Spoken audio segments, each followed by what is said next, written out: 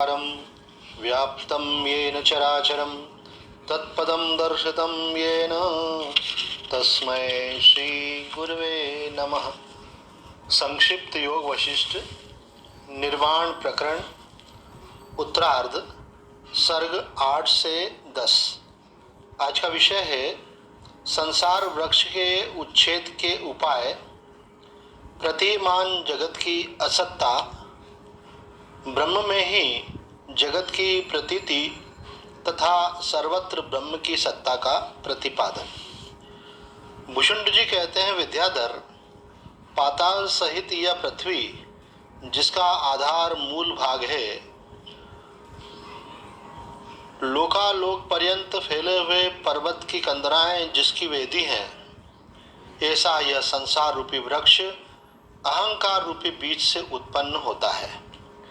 ज्ञान रूपी अग्नि से जब इसका बीज दग्ध हो जाता है तब कुछ भी उत्पन्न नहीं होता। यहाँ जो कुछ प्रतीत हो रहा है वह सब असत्य ही है। माया के हाथी घोड़ों की तरह कहीं से ये यूं ही पैदा हो गया है। संकल्प विकल्प को त्याग देने मात्र से इस संसार भ्रम का नाश हो जाता है।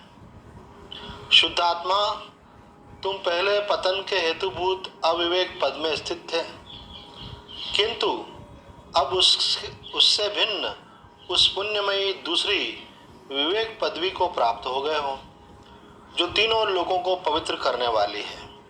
अतः मेरा अनुमान है कि इस मन के द्वारा अब फिर तुम नीचे नहीं गिरोगे। इसलिए तुम मन और वाणी की चेष्टा से रहित निर्मल सच्चिदानंद परमात्म पद का आश्रय लेकर संपूर्ण दृश्य समूह को त्याग दो। रमन महर्षि जी कहते हैं कि देखो, ये संसार के संबंध, संसार की परिस्थितियां, जब तक हम जागृत अवस्था में तब तक इनकी अनुकूलता प्रतिकूलता अनुभव होती है, और जैसे ही हम सो जाते हैं, सुषुप्ति अवस्था में चले जाते हैं, तो कहाँ रहते हैं? कहीं नहीं रहते। अर्थात वो विचार ही है जो हमको संसार का अनुभव करवा रहा है। यहाँ भी ग्रंथकार कह रहे हैं कि संकल्प विकल्प को त्याग देने मात्र से इस संसार भ्रम का नाश हो जाता है, और अविवेक के कारण पुनः आने पर उसमें आसक्त हो जाते हैं। लेकिन यहाँ कह रहे हैं कि तुम्हें विवेक हो गया है, अविवेक पद का में तुम स्थित थे और तुमने उसका त्याग कर दिया है और पुण्यमयी दूसरी विवेक पदवी को प्राप्त हो गए। तो विवेक आखिर क्या है? नित्य और अनित्य को अलग अलग कर देना। हम हैं आत्मा, भूल से हमने अपने को जीव मान लिया है, भूल से हमने अपने को शरीर मान लिया है। तो अपने को जीव भाव से, देह भाव से अपने को अलग करके आत्म भाव के में लौट आना, जो हम हैं वो हो जाना, यही विवेक है। अभी जो हम हैं नहीं, उससे तादात्म्य करके हम अपने को वो मान लेते हैं। हम अपने को जन्मने मरने वाला मान लेते हैं, हम अपने को सूक्ष्म शरीर से तादात्म्य करके आने जाने वाला मान लेते हैं। तो वही हमारे लिए दुख का और बंधन का कारण होता है। तो कह रहे हैं अब उससे भिन्न उस पुण्यमयी दूसरी विवेक पदवी को प्राप्त हो गए हो, और जो तीनों लोगों को पावन करने वाली है। बोले ये जो मन है ना, ये इसमें दुनिया भर के संस्कार बैठे हुए हैं अज्ञान के, वही तुम्हें प्रभावित कर लेते हैं। तो कहता तुम मन और वाणी की चेष्टा से रहित होकर निर्मल सच्चिदानंद परमात्म पद का आश्रय लेकर संपूर्ण दृश्य समूह का त्याग कर दो। आगे कहते हैं, निष्पाप विद्याधर, दृश्य को याद न रखते हुए सब प्रकार के ताप से शून्य एवं शांत सच्चिदानंद घन स्वरूप से स्थित रहो। अहंकार की सत्ता नहीं है।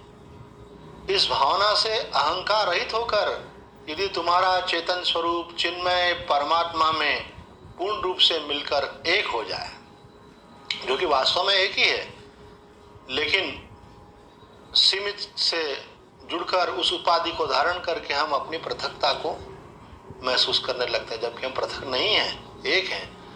वही बात यहाँ करें, अगर चेतन स्वरूप चिन्मय परमात्मा से पूर्ण रूप से मिलकर एक हो जाए, अर्थात भ्रांति का त्याग हो जाए, ऐसा उसमें ज्ञान में स्थिति हो जाए, तो दूसरी कोई प्रकाशित वस्तु है ही नहीं। फिर तुम्हारे स्वरूप भूत ब्रह्म की किससे उपमा दी जाए। आगे कहते हैं, चिन्मय परमात्मा से भिन्न माने गए इस जगत के स्फुरण को तुम चिन्मय परमात्मा से ही उत्पन्न हुआ जान। जैसे स्वप्न जो है मन से ही उत्पन्न होता है, इसी प्रकार से जो चिन्मय परमात्मा जो सर्वाधिष्ठान है, उसी से सब कुछ स्फुरण हो रहा है, जो भी कुछ प्रतीति हमको होती है। क्योंकि काष्ठ, जल और दीवार सब में एक परब्रह्म परमात्मा ही विराजमान है। सभी स्थानों में सृष्टि का समूह परस्पर गुथा हुआ स्थित है। ब्रह्म और जगत जो भेद कहा गया है वह असत है। जैसे स्वर्ण और कटक में भेद नहीं। भाई सोने से जैसे कुंडल बना, कटक कुंडल, कोई भी आभूषण बना, तो वो आभूषण वास्तव में क्या स्वर्ण ही है। उसी प्रकार से ये ब्रह्म ही जगत रूप से हमको प्रतीत हो रहा है, तो ये वास्तव में क्या है, तो ये वास्तव में ब्रह्म ही है। ब्रह्म ही इस रूप में प्रतीत हो रहा है, जैसे स्वर्ण ही आभूषण के रूप में प्रतीत होता है। उसी प्रकार ब्रह्म और जगत में भी भेद नहीं है, जैसे स्वर्ण और कुंडल में भेद नहीं है। इस प्रकार से विवेक करके ऐसी ब्रह्म दृष्टि को प्राप्त हो जाओ। दृष्टिम ज्ञानमयीम कृत्वा पश्चेत ब्रह्ममयम जगत्। आज इतना ही। ओम पूर्णमद पूर्णमिदं पूर्णात् पूर्णमुदच्यते पूर्णस्य पूर्णमादाय पूर्णमेवावशिष्यते। ओम शांति शांति शांति।